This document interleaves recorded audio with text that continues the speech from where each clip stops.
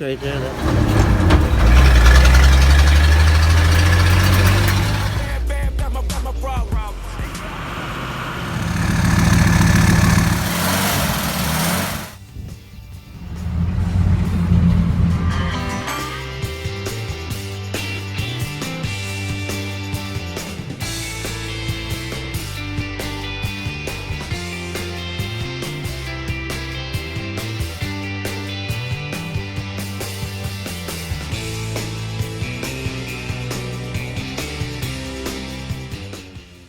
Alright guys, welcome back. Today we're going to be working on the rear axle of the 1990 Toyota pickup. As you can see, we have some oil seeping right there in that pinion seal. So first thing you want to do, you want to get a 14 mil combo wrench, and you're going to put it up here, okay? You're going to loosen the nut. You want to go probably down with it, all right? At the same time, you're going to want a pry bar, heel bar, you know, that's what they call them. Put it in between the drive shaft, the yoke, all right? And you're just going to use that to hold that. With that being said, you're going to need a second 14 mil. Oh, this is 13. Excuse me. Good.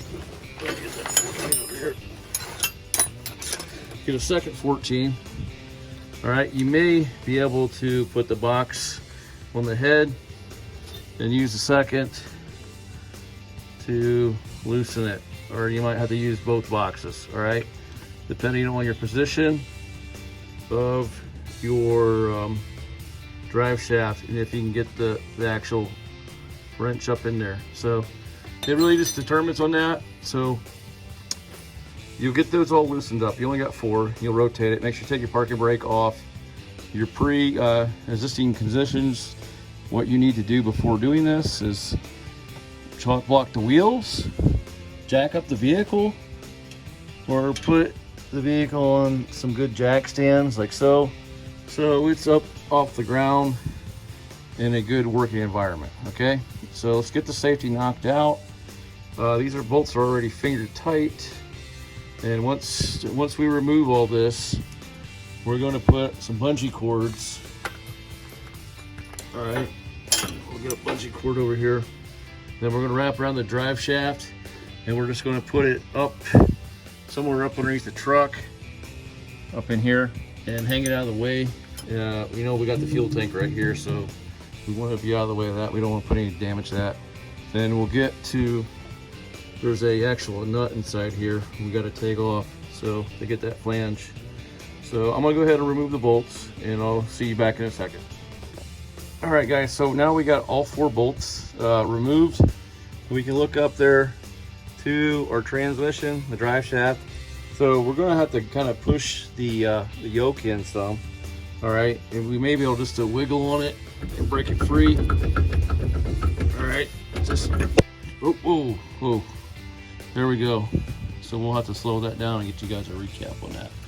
So we're gonna kind of hang this out of the way, but what I said we're gonna do, we're gonna put a strap around it like a bungee. We're gonna hang it right to that leaf spring and kind of get it out of the way. So I'll see you guys back in a second. All right guys, so we now got the drive shaft removed. Okay, now we're looking at the yoke there of the pinion. So we can see we have our lock nut and it's recessed, all right, for the locking key. So what we're going to do, I guess we could get in there with the punch and trying to get that to punch it out, but more likely what I'll do, I'll just order a new nut and just use the impact to take it off. So with that being said, it should be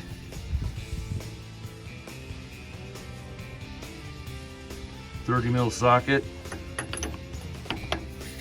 which it is. All right, so we got an extension on here, and what we're going to do, we're just going to go ahead and use the impact and zip that off. And once we get that off, we can take this flange off for the yoke, and we'll be able to see the seal for the pinion. As you can see, there's some seepage. It's not much, but you know how it is with leaks, they turn into big leaks, and next thing you know, you're replacing differential gears, and gears are kind of expensive. So we'll go ahead and remove that. We'll get some cardboard down here just in case it wants to leak. If it does, we don't want to get all that oil on the concrete. So we'll put a sheet of cardboard down, and hopefully I won't be wearing that.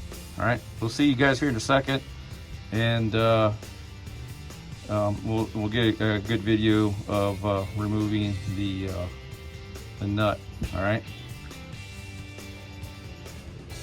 All right, guys. So we went ahead and used the snap-on impact here. All right. It's a IM 6500 HP half-inch drive. We went ahead and zipped that off, so we're just going to screw it. So we'll get the nut off. It's in your best interest always to replace these nuts anyways, because once you use it once, you know it should be a one-time use. Next thing you're going to see in here, you're going to see a washer or seal. Okay, this is that washer spacer. We got that out. Let's just take a look at it, make sure there's no damage to it. All right, I'll set that down. So what we're looking for inside here on this flange, we're looking for that wear that you can see, that distinctive wear. And it's just a wear groove.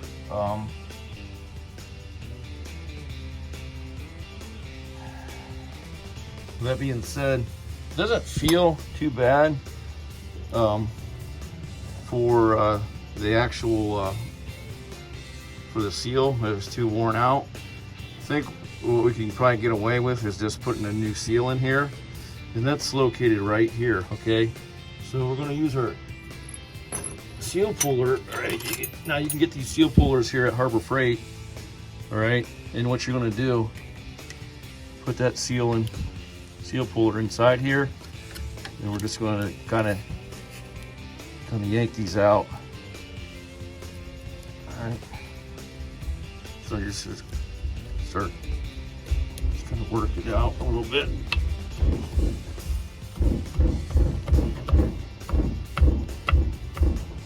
And that's all we're going to do with that. So I'm going to go ahead and stop the video for right here. Like I said, just have some patience. Use a seal remover tool, screwdriver, chisel, maybe come up behind it and kind of knock it out a little bit. But this tool right here will work it out.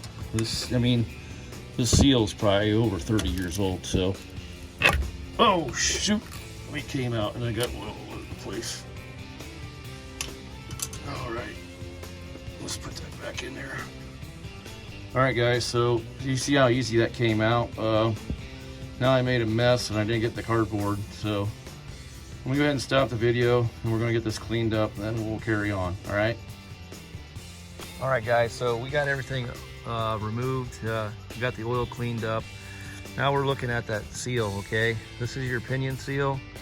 What you're looking at right here, this is an extra piece of material, and it's to help this to keep contamination, dirt, grime from getting in water, getting into the inner seal portion of where it rides on the yoke shaft right here. Okay, so this is just extra protection. You may get one with it and you may not get it with it. So the seal shows AD2261H. Right, AD2261H is the part number cast on the seal. It probably stands for AD for update. So that's what it is. You can get these at any part store, eBay. You can get on eBay or Amazon and get the seal, the yoke, and the nut. And I believe the actual that little flat washer, all for a relatively cheap price. So sometimes you can get away with cleaning these up. It doesn't look really that bad. you know, I'm not catching my fingernail really in any grooves or anything like that. So, but usually when you catch your fingernail, it's like 10/1000ths of an inch. I got some emery cloth here. We got the wire wheel. We can get in here and clean that up a little bit.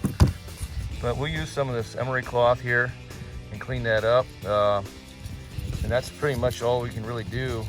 Put a new seal in. You know, that seal that came out, I mean, it was pretty dry. So, I mean, this is all we really got to do is just come around here and just kind of twist on it. Just kind of clean it up a little bit. Give it a nice sealing, you know, surface, and install a new seal. So I have yet to go buy one. So I usually buy all the equipment before actually doing the repair, but in this case, you know, I just knew I had to get to it, and the weather is still kind of nice before it's getting really becoming the rainy season, so I just went ahead and wanted to get on this. So so that's pretty much it. I'm gonna clean it up a little bit more, then I'm gonna go out and find the seal.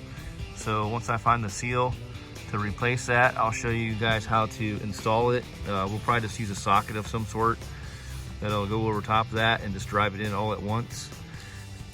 We'll put the nut on after we put this yoke flange on, and we'll put that new washer in, and we'll put that lock nut, and then we'll set that lock nut and seat that with like a chisel. Okay, so you guys will see me back once I have all the new parts. But as you can see, look how brittle this old seal is. This has got to be every bit of like 30 years old. Oh man, it's just kind of not pliable anymore. So we'll catch back up with you guys in a bit. So once we get the new parts, we'll talk about it, get everything cleaned up, and then we'll do the reinstallation.